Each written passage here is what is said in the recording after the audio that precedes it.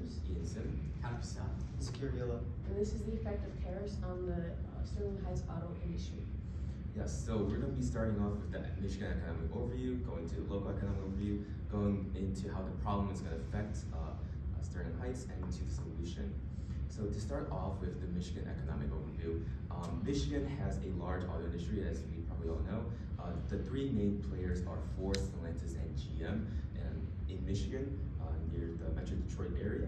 And these three companies are very large, as we probably are all aware of.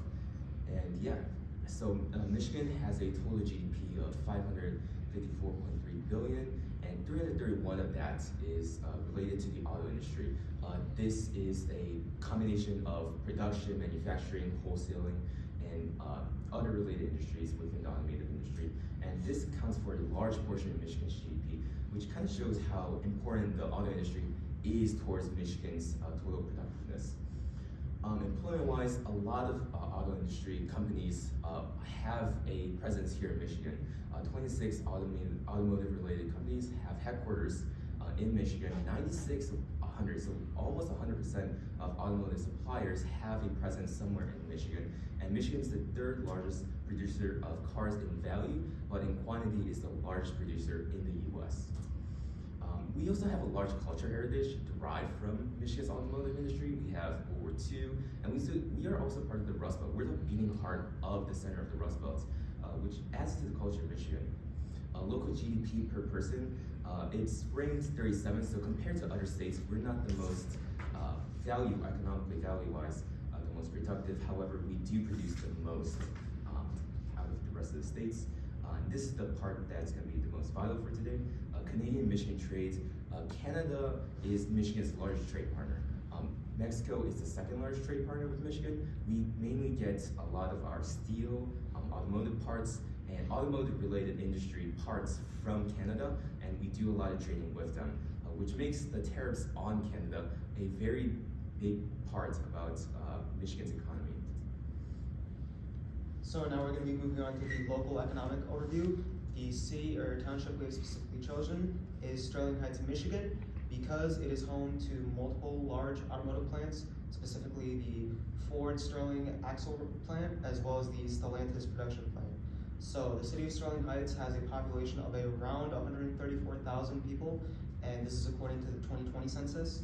Compared to the 2010 national census, it was about a 4.5% increase in total population, and the city itself funds about 550 full-time employees, which saves them about $10.5 million annually, because they're not wasting funds on more than enough necessary employees, which they used to during the 2008 global financial crisis. As well as the unemployment rate for the entire city itself, that's slightly below most other cities in the state, as well as the entire country, at 4.5%. Moving on to the industries in Sterling Heights themselves, Stellantis recently invested $235.5 million. This was September of 2024, and they plan to produce 2 exclusive new electric vehicle models with this investment, specifically the Ram Charger and the all-new Ram EV. And these exclusive models are expected to bring in a lot of new employment opportunities, because the plant will need to fill the demand that the entire country will have for these new vehicles. On the other hand, however, the Ford Sterling axle rod manufacturing plant recently suffered a few temporary layoffs as the company plans to restructure itself. However, looking over to the entire connection of the city itself, the good outweighs the bad in this sense, and economic employment opportunities for the city itself continue to prosper as opposed to wither. A local problem overview. So according to whitehouse.gov, Trump plans to raise tariffs on imports from Canada and Mexico by 25%, and on imports from China by 10%. This is an issue because Canada, Mexico, and China are all large car part exporters to the U.S. Mexico exports 38% of all automotive exports, and Canada exports 10%, and China exports 9.5%. These tariffs will increase the cost of production for assembly plants in Sterling Heights, the main ones being Stellantis and Ford Motor Company. therefore decreasing supply and raising car prices. According to Kelley Blue Book, the tariffs are set to raise the price of the average new car by $3,000 or more. Some full-size pickup trucks could increase in price by $10,000. So the impact on stakeholders, Stellantis and Ford Motor Company will experience a decrease in revenue as a result of the increases in cost of production and a decrease in willingness and ability to buy new cars. They will also be worse off overall. Because these companies will experience such losses, the most impacted stakeholders will most likely be the workers. Many will either experience pay cuts or be laid off. According to the University of Michigan News, for every job held by a worker at an automotive manufacturer, another 4 indirect jobs are created. This means that a decrease in the auto workforce in Sterling Heights will also create an indirect harm for the demand for other jobs, affecting more than just the auto industry. Consumers will also be worse off as cars will be made even less affordable. A higher price will incentivize them to use alternative modes of transportation or to buy used cars, increasing demand for new cars and shrinking the Sterling Heights market for new cars, and ultimately leading to decreased employment. And overall, in the short run, the Sterling Heights economy will be worse off. Unemployment will rise due to reasons previously mentioned, and decreased production will decrease social welfare. Because Sterling Heights relies so heavily on the auto industry, this issue is all the more important because it affects the lives of so many. Now the solution? So, one of the expansion goals for the city of Sterling Heights itself is to increase the total population.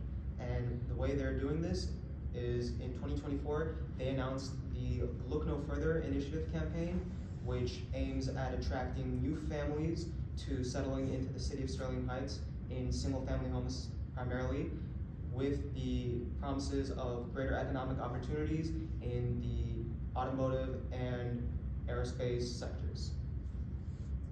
So the goals of our solution are to minimize the potential negative effects of the tariffs, that being largely the economic achievement of the city and the unemployment in the city. And then we want to use the tariffs to promote long-term growth.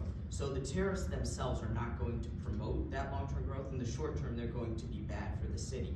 But if we can invest in the future, there's the potential for long-term growth. So right now, the current programs in Sterling Heights are a 2023 50% property tax abatement for AG Automotive, and then a 2010 tax abatement for Chrysler Renovation, and then from 2016 to 2028, there was another tax abatement. So right now, the corporate tax rate in Sterling Heights is 35 cents per square foot for large manufacturing facilities and 71 cents per square foot for small manufacturing facilities. So our proposal is two-pronged. First is our tax proposal. And we want to promote expansion by offering companies a 30-month tax abatement of 10% for 5% increase in employees, up to 100% for that 30 months. And then the second part is offering a company, any company building a new manufacturing facility, an 100% tax abatement for 5 years. Now, for the first part of that, that will cost revenue because it's a loss in tax income for the city. And we'll go on to talk about the funding for that. But the second part, you're not losing actual revenue because those manufacturing facilities are not yet in the city. So in the long run, you are going to get that revenue, but for the 5 years, they're able to build that facility. So, and then the population proposals are second prong. So as Sterling Heights has had a history the past couple of years of having a very steadily growing population within the city, and this is due to 3 main reasons. They have programs at focusing maintaining their transportation systems, so roads, highways within Sterling Heights. They maintain those systems well to attract people to come to Sterling Heights and settle there. Sterling Heights also has expanded housing zones within the city by rearranging the zoning laws within the city to expand housing, to lower down costs of housing as housing costs have increased across the nation. And also they maintain their lower tax rates compared to other counties within the region as well. But there is proposal that that they can expand their public transportation system. Sterling Heights technically has a current transportation system with SmartFlex, which is a private company, which they have partnered with. However, that can be expanded upon using the funds that we're going to be talking about later, expanded upon to improve the public transportation to make the city a bit more attractive for people to move to and expand the population a bit further. So in terms of funding for these initiatives we're proposing, the city of Sterling Heights has $35 million in reserve, and while this is a reserve fund that should be used for emergencies, this has the potential to have a very, very great negative effect on the economy of Sterling Heights. So this would be a good use of the money. And then also the potential for growth also builds a potential for growing that fund in the long term. And then also the 1.27% property tax in Sterling Heights is below the 1.35% state average. Now, you probably don't want to increase that, but that is also, that has the potential to lower the reliance on that reserve fund. Yeah. Okay, you ended with